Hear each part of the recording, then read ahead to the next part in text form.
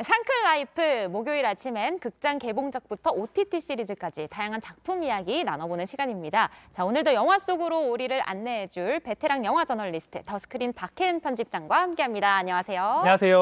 안녕하세요. 네.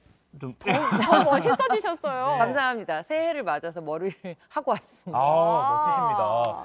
이번 주에 가져오신 작품도 특히 더 기대가 되는데 첫 번째 영화부터 소개해 주시죠. 네, 무려 27년 만에 극장으로 찾아온 작품이고요. 이 멜로디만 들어도 심장이 두근두근 뛴다는 분들 분명히 있으실 겁니다. 화면으로 먼저 만나보실게요. 네.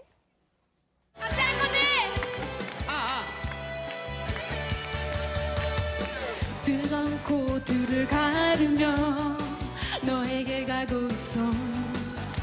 슬램덩크. 슬램덩크.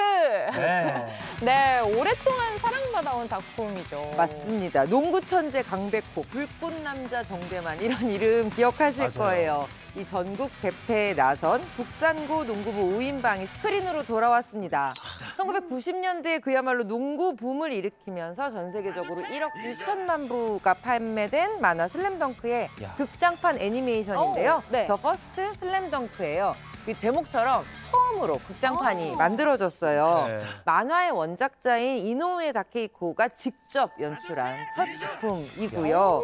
연재 종료된 지 26년 만에 극장으로 돌아와서 일본에서는요, 이 만화를 사랑하는 팬들이 아바타 물의 길을 제치고 극장 흥행 1위를 만들어준 또 그런 작품이기도 합니다. 그 대작을 제치고. 네. 또 온라인에서는 이노우에 감독한테 고맙습니다, 감독님. 뭐 이런 열풍까지 불고 있더라고요. 만들어줘서 고맙다고. 맞습니다. 한국 관객들도 지금 약간 비슷한 심정인 것 같아요. 맞아요. 지금 극장에서 굉장히 크게 흥행하고 있거든요. 네. 왼손은 거들 뿐. 맞아요. 이 명대사 너무너무 유명하잖아요. 근데 27년 만에 극장으로 돌아온 슬램덩크는 어떤 내용이에요? 만화를 보신 분들은 아시겠지만 가장 마지막 회, 그러니까 이 만화의 가장 클라이막스인 부분, 마지막 화를 이제 애니메이션으로 옮긴 작품이에요. 그러니까 북산고와 산왕공고의 이 1차전 경기를 중심으로 이야기가 전개가 되는데요. 재미있는 점은 원작은 우리가 강백호라는 인물을 따라가면서 이야기를 접했지만 이번 애니메이션에서는 넘버원 가드죠. 송태섭을 중심으로 이야기가 펼쳐집니다. 그리고 원작에서 드러나지 않았던 송태섭의 과거 이야기들을 또 들려주면서 그 캐릭터에 좀 더 몰입하면서 애니메이션 볼 수 있게 하고요. 또 코끝 찡하게 하는 가슴 절절한 에피소드들도 기대해 주셔도 좋고요. 그리고 이번 작품은 무엇보다도 이 원작 팬들의 가슴을 뛰게 하는 그 명대사 쏟아져 나오거든요. 아까 말씀하신 왼손은 거들 뿐 뿐만이 아니라 뭐 영감님, 영광의 시대는 언제였죠? 난 지금입니다.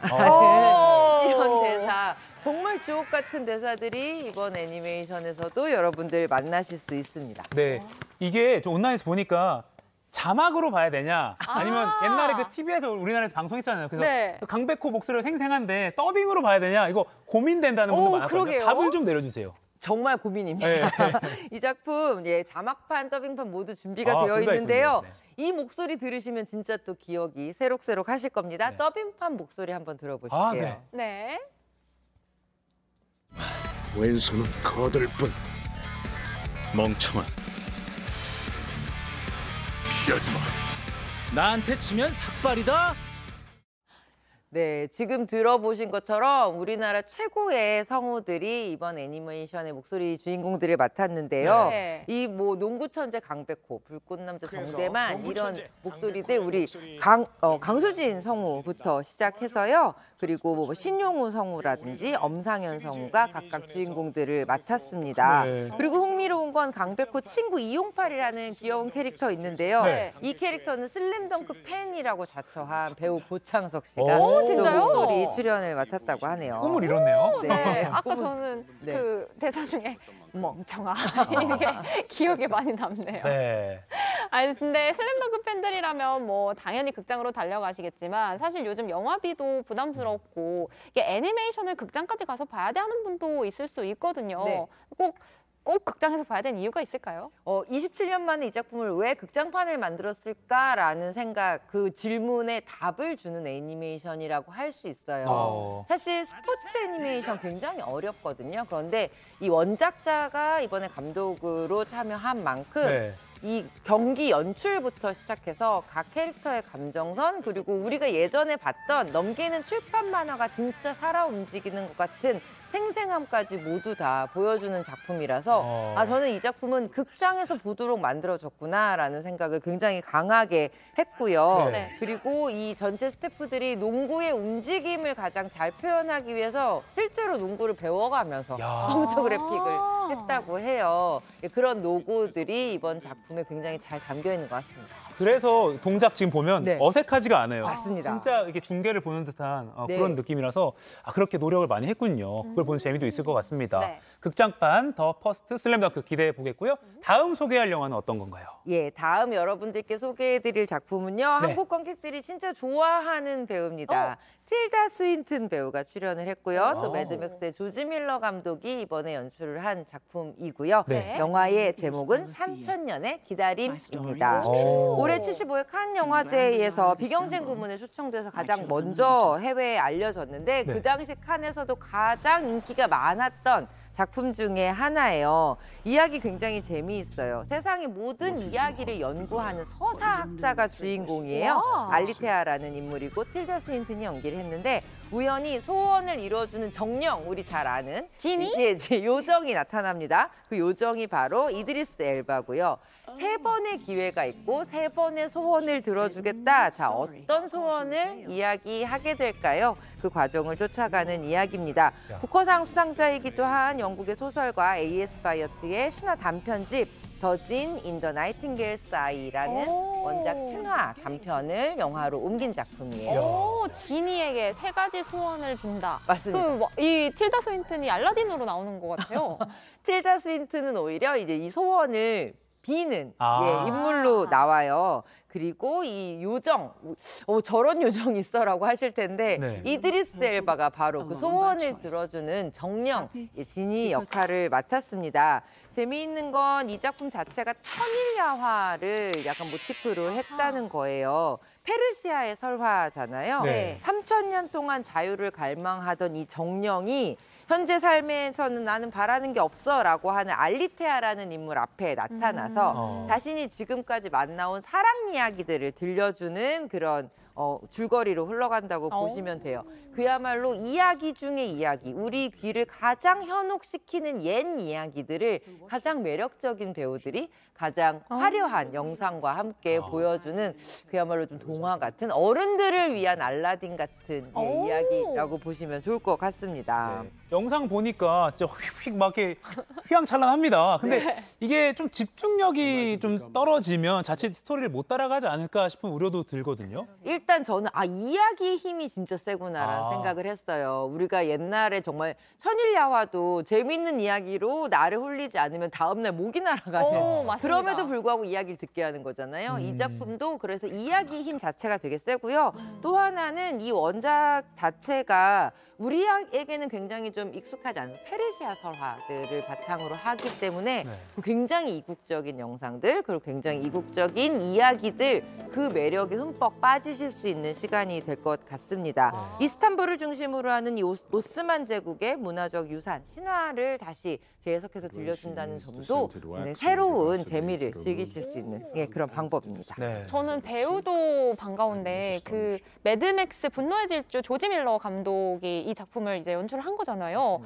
그 영상 제가 아주 생생히 기억을 하고 있어서 이번에도 기대가 많이 돼요. 기대하셔도 좋을 것 같아요. 저 매드맥스를 기대하시는 분들 이번 영상도 그 감독이 만들었구나라는 걸 딱 그럼 됐다. 캐치하실 수 있는 그런 영화고요. 무려 원작을 1990년대 후반에 접하고 나서 20년 동안 이 이야기를 어떻게 영상화할 것인지를 고민해서 만든 작품이다 보니 그 촘촘함에 대해서는 걱정하지 않으셔도 좋을 것 같습니다. 그리고 또 틸다 스윈튼이 이번에 연기하는 캐릭터, 그리고 이드리스 엘바의 연기 또 눈여겨보셔야 되는데요. 우리가 익숙하게 알고 있는 정령이라는 굉장히 다른 느낌이지만 이드리스 엘바 특유의 정말 이 이 정령은 3000년을 살았을 것 같아라는 느낌을 주는 정말 시간을 이렇게 느껴지게 하는 연기가 저는 굉장히 훌륭하다고 생각했어요. 두 배우의 아주 매력적인 연기도 만나보실 수 있습니다. 3000년 묵은 연기 한번 지켜보겠습니다. 네. 그리고 마지막 작품은 요새 또 OTT에서 또 돌풍입니다. 김은숙 작가와 또 배우 송혜교 씨가 재회를 해서 아주 인기를 끌고 있는 작품 더 글로리죠? 네, 맞습니다. 넷플릭스의 드라마 더 글로리라는 작품 오늘 소개해 드릴 텐데요. 이 작품은 고등학교 시절에 정말 끔찍한 학교 폭력을 당한 문동은이라는 주인공이 자신을 그렇게 학대한 그 사람들에게 10몇 년에 걸쳐서 복수를 준비하고 그 복수를 이뤄내는 과정을 담고 있는 작품이에요. 그러니까 여성의 복수국, 그 복수국이 얼마나 치밀한지 그 쫀쫀함을 만나보실 수 있는 작품이죠. 사실 김은수 작가 작품 하면 저는 떠오르는 게 몇 작품 있어요. 그렇죠. 길라임 씨는 언제부터 그렇게 예뻤나? 시크릿 가든? 그렇죠? 시크릿 가든도 그렇고 애기야 가자, 가요관 가자. 네.